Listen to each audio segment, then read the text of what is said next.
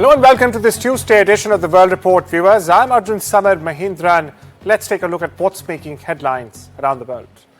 An Indian woman is dead in the United States and her family says this was not a crime of passion. 27-year-old Nikita Godishala was found stabbed to death in a Maryland apartment on New Year's Eve. Her father now says the accused was not her boyfriend but her former roommate. That's correct. He alleges the motive was money. The family says and maintains that the man borrowed thousands of dollars from Nikita and was planning to flee to India. Now, this is when Nikita demanded her money back. He allegedly killed her and disappeared. US cops, meanwhile, have issued an arrest warrant for first and second degree murder. Indian authorities are now being urged to help trace the suspect and bring Nikita's body home. Meanwhile, Nikita's family waits for justice and, of course, for answers. Venezuelan President Nicolas Maduro appeared in a New York court brought in by a helicopter or a chopper, as it's called, to face serious US charges, including drug trafficking and narco-terrorism as well. Flanked by heavy security, Maduro pleaded not guilty, telling the judge, "I'm innocent, a decent man, and the president of Venezuela." Not only this, viewers, he claimed that he was kidnapped from his home in Caracas, calling himself a prisoner of war. His wife has also pleaded not guilty to the charges. Now, as Maduro fights the case in court, political ripples are being felt back home in Venezuela. In capital Caracas, his son addressed the National Assembly, vowing to continue their duties and calling Maduro's detention illegal, as Venezuela, in fact, braces for further fallout.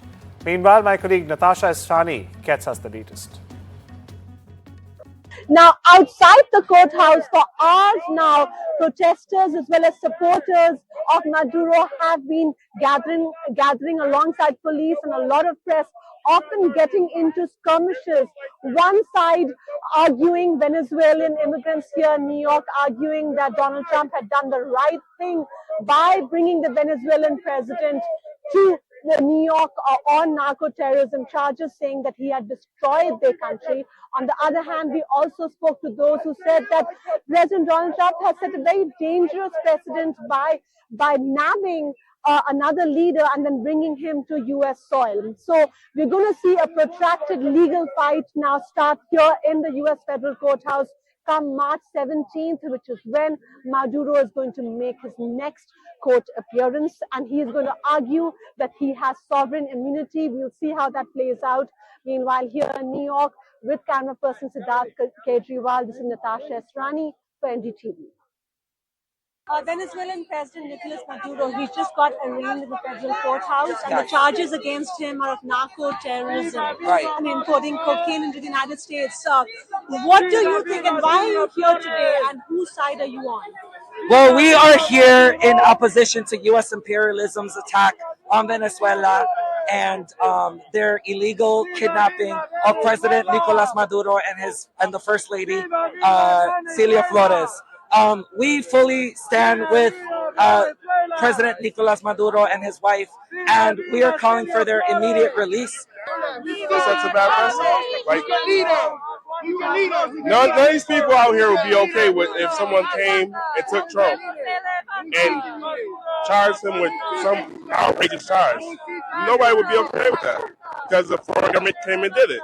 I mean, we don't have sovereignty to our country, but somehow it's okay because Donald Trump did it. We're waiting for this time for the last 25 years. The system is controlled by the government, by the dictator. So to get the power again, we need like someone stronger to take the control. And there's nobody there in Venezuela because all the opposition are controlled by the government. Now we take you straight to the UN, viewers, where Secretary General Antonio Guterres has warned that the US capture of Venezuelan President Nicolas Maduro could very well trigger greater instability in Venezuela and also the wider Latin American region. The warning by the UN chief is given during an emergency session of the United Nations Security Council, or the UNSC, just blocks away from where Mr. Maduro and his wife, Celia Flores, were facing a Manhattan judge. Meanwhile, listen in to the UN Under-Secretary and US Envoy Mike Pence. Situations as confused, as complex as the one we now face, it is important to stick to principles. Respect for the UN Charter and all other applicable legal frameworks to safeguard peace and security.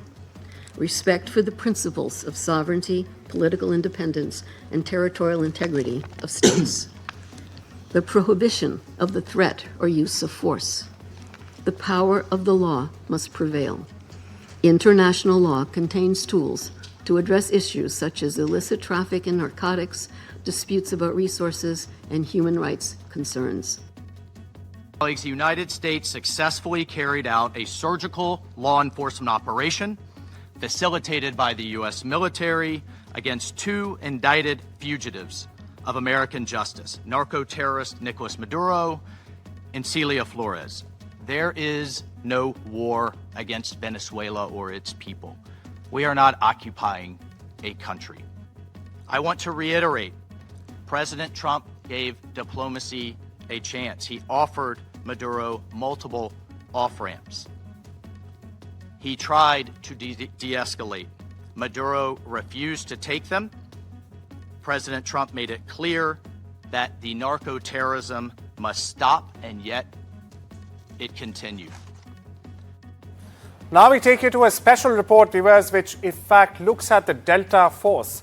Officially, the first Special Forces Operational Detachment of the US, a highly secretive US Army elite force founded back in 1977 by Colonel Charles Beckwith. Notable missions include the 1993 Battle of Mogadishu, the 2019 raid killing ISIS leader Abu Bakr al-Baghdadi, and most recently, of course, the capture of Venezuelan President Nicolas Maduro. Take a look.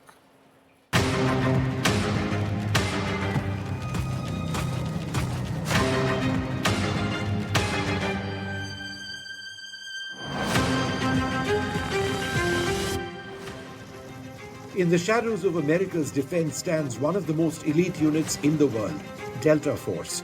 Officially known as the 1st Special Forces Operational Detachment Delta, this secretive US Army unit was founded in 1977 by Colonel Charles Beckwith, inspired by the British SAS to combat the rising threat of global terror. Delta operators are the best of the best, hand-selected from Rangers, Green Berets and beyond. They undergo grueling training in counter-terrorism, hostage rescue, direct action raids, and high-value target captures. From the intense Battle of Mogadishu in 1993, immortalized in Black Hawk Down, where Delta snipers earned medals of honor defending downed pilots, to the raid that eliminated the ISIS leader Abu Bakr al-Baghdadi in 2019.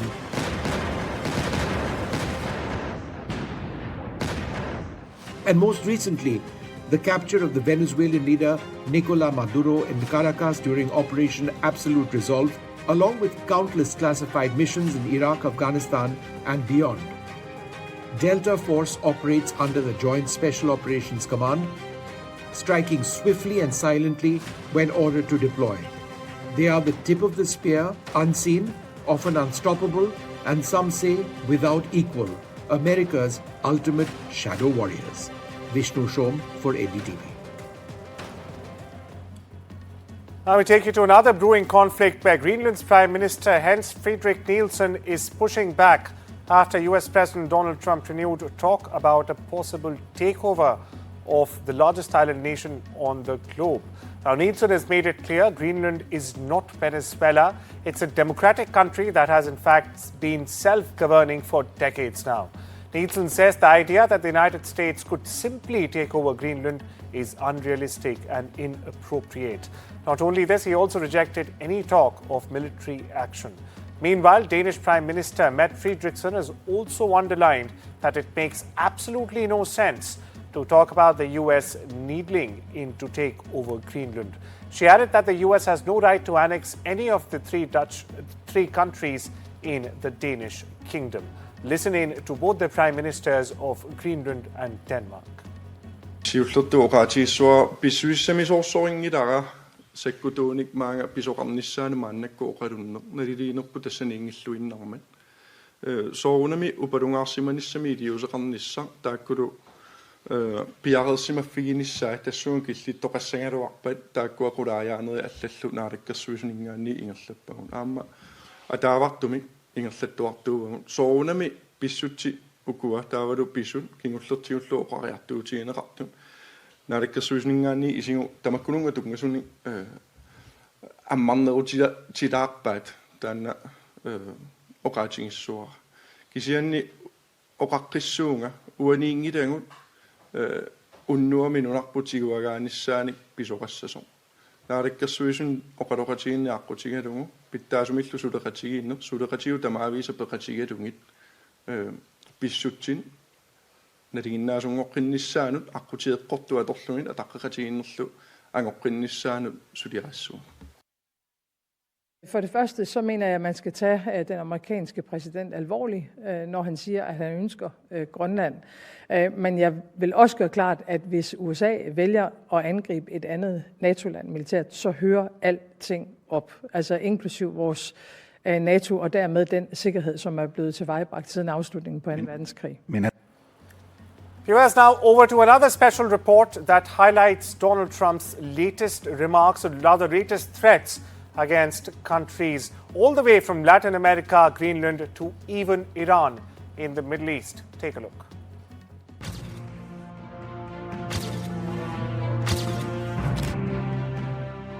The world's focus is on Latin America at the moment, with Donald Trump issuing a warning to new Venezuelan leader Delcy Rodriguez that she could pay a very big price, probably bigger than Maduro, if she doesn't do what's right.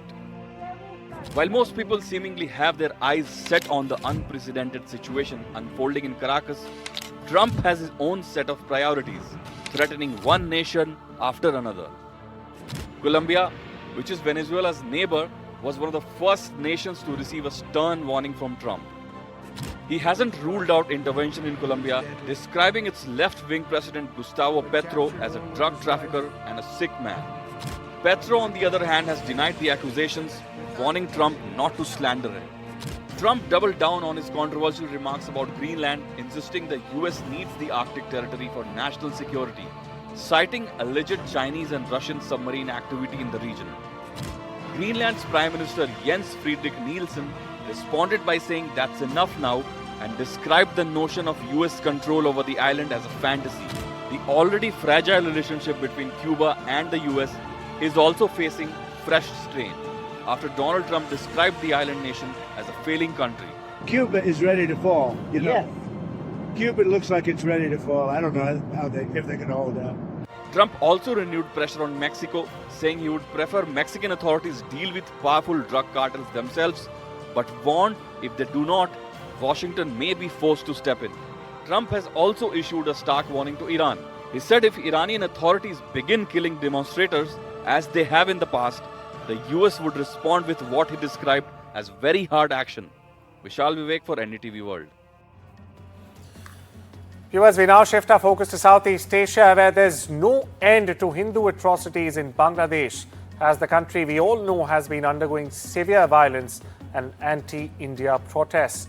In the latest, a 45-year-old Hindu trader has been shot dead right outside his factory in the Jashore area. A Hindu woman has been gang raped, tied to a tree, hair trimmed and tortured in Khulna district. But that's not it. A 45-year-old Hindu man identified as Rana Bairagi, an ice cream factory owner, was shot dead right outside his factory and his throat was slit. Bangladesh cops say he was targeted at close range and died on the spot. According to the local resident, the attackers arrived on a motorcycle, called Rana out of the ice factory and fired several rounds at Rana's head and fled. Meanwhile, another 40-year-old Hindu widow was gang raped by two men. NDTV spoke to local residents and found out that the woman had been harassed by the two accused for the past 2 years now, since the death of her husband. On 3rd of January, both the accused barged into her house and raped her, chopped her hair, tied her to a tree and tortured her. She was finally rescued by local residents and taken to the hospital. Both the accused have since been arrested by police. Over in the Middle East, a wave of protests driven by Iran's worsening economic crisis has entered its 10th day as we get you this broadcast. This also comes as Donald Trump has renewed warnings of possible US intervention. Now, fresh videos circulating online, as you see there on your television sets right now, show demonstrations in Tehran and across several provinces, including the likes of Fars, Ilam, North Khorasan and Semnan. Human rights groups say protests have now spread to 26 out of Iran's 31 provinces since last week. At least 19 protesters and one member of the security forces have reportedly also been killed. Speaking to reporters aboard Air Force One, Donald Trump warned that Iranian authorities would be hit very hard if the death toll rises further. Not only this, viewers, he also said, and I'm quoting here, "We are watching it very closely. If they start killing people like they have in the past, I think they're going to get hit very hard by the US." Now, the protests began peacefully on the 28th of December, 3 days before New Year Eve, sparked by public outrage over runaway inflation and the steep collapse of local currency against the US dollar, which in fact has lost nearly 80% of its value compared to just a year ago. Now, it does not come as a surprise, viewers, that Iran's supreme leader, Ayatollah Ali Khamenei, has adopted a hardline stance, warning that rioters should be put in their place. Meanwhile, India and New Delhi has advised its nationals to avoid non-essential travel to the country until further notice, owing to the recent developments across the nation. The advisory issued by the MEA, or the Ministry of External Affairs, read, and I quote here, "Indian citizens and PIOs currently in Iran should exercise due caution, avoid areas of protests or demonstrations, and closely monitor news as well as the website and social media handles of the Embassy of India in Tehran." Over in Bolivia, the main labor union has announced on Monday that it was breaking off talks with the new government of the center-right president, Rodrigo Paz. The decision comes after he refused to back down on fuel subsidy cuts and stepped up its protests in the streets. Now, shortly before meeting with the Bolivian Workers' Union, Paz said that he did not intend to back down on fuel subsidy cuts, the ones he had announced initially. He had decreed these cuts after taking office to address Bolivia's serious economic condition. We get you more. Porque hay 100 artículos escondidos donde venden nuestros recursos naturales, donde abren el mercado sin proteger el mercado interno. ¿Vamos a morir de hambre a costa de los privados? ¿Todavía volverían los dólares al país? ¿Retornan los dólares al país? We shift our gaze to East Asia, where a strong earthquake hit western Japan earlier today. That's Tuesday, but there was no danger of a tsunami. The Japan Met Agency has said that the quake had a preliminary magnitude of 6.2. The quake, furthermore, occurred in the Shimane prefecture in northwestern part of the country. No injuries or damage to property were reported from the quake. For your benefit, viewers, Japan is one of the so-called Pacific Ring of Fire. Now, what is this Pacific Ring of Fire? It's one of the world's most earthquake-prone areas. 政府としては地震発生後直ちに官邸危機管理センターに官邸連絡室を設置し被害状況の把握に当たっております。で、現時点で人的物的被害は確認中との報告を受けておりますけれども、引き続き対応に万全を期してまいります。US Chick-fil-A is celebrating its 80th anniversary with the biggest ever marketing campaign. That's right, the chicken chain is going all out with retro packaging, collectible cups, themed merch, and even, that's right, the chance to win free food for an entire year. However, the chain's anniversary comes as the restaurant battles with shrinking demand. The company's sales growth slowed to 5.4% just last year, or last year in 2024 now, making it the first year in more than a decade with less than double-digit sales growth. And there was something different on the menu for the elephants and some of their fellow residents at the Berlin Zoo: Christmas trees. The treats were unveiled at the zoo on Monday in what has become an annual event now. As you see on your screens, pandas played with the pine branches while snacking from the fruits hanging from them. And not to forget the elephants, who in fact tore off the branches with their trunks, eating the greenery or lobbing it around in their enclosure, as you see right there. We get you some reactions. Heute findet im Zoo Berlin die traditionelle Weihnachtsbaumverfütterung statt.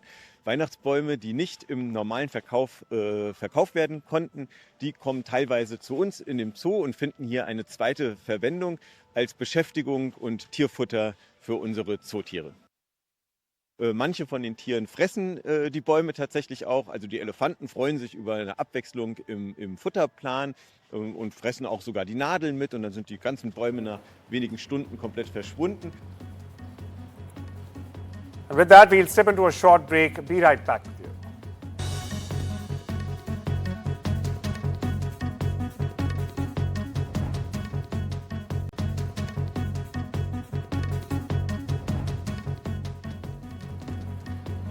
Welcome back, viewers. On to updates from the world of business and technology, where NVIDIA CEO Jensen Huang showed off his company's latest AI offerings at the CES in Las Vegas. Taken to the stage, Huang described how NVIDIA's Alpha Mayo technology is used to teach the brains of a new Mercedes-Benz to operate anonymously. That's right, he said the cars will be shipping worldwide starting this year itself. Huang was joined on stage by a pair of robots interacting with his questions, including a request to jump. We get you more. Today we're announcing Alpha Mayo, the world's first thinking, reasoning autonomous vehicle AI. Alpha Mayo is trained end to end, literally from camera in to actuation out. The camera in, lots and lots of miles that are driven by itself, where we human drive it, driven using human demonstration. And we have lots and lots of miles that are generated by Cosmos. A U.S. judge on Monday rejected Amazon's bid to dismiss a proposed lawsuit accusing the online retailer of price gouging during the pandemic.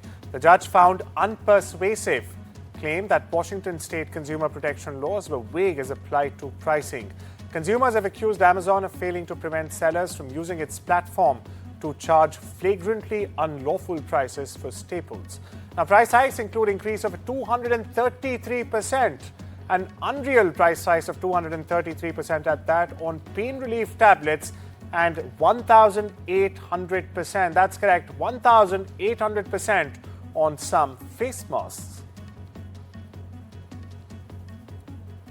Britain's Royal Mail is celebrating the finale of the global sci-fi smash Stranger Things with a new set of 14 stamps. That's correct. Now, these stamps were designed by British artist Kyle Lambert, who also, by the way, created posters for the show. Each of the 10 main stamps also bears a sign, a hidden Stranger Things logo, only visible under UV light. A further 4 stamps make up a miniature sheet featuring the 4 friends at the very heart of the tale riding their bikes.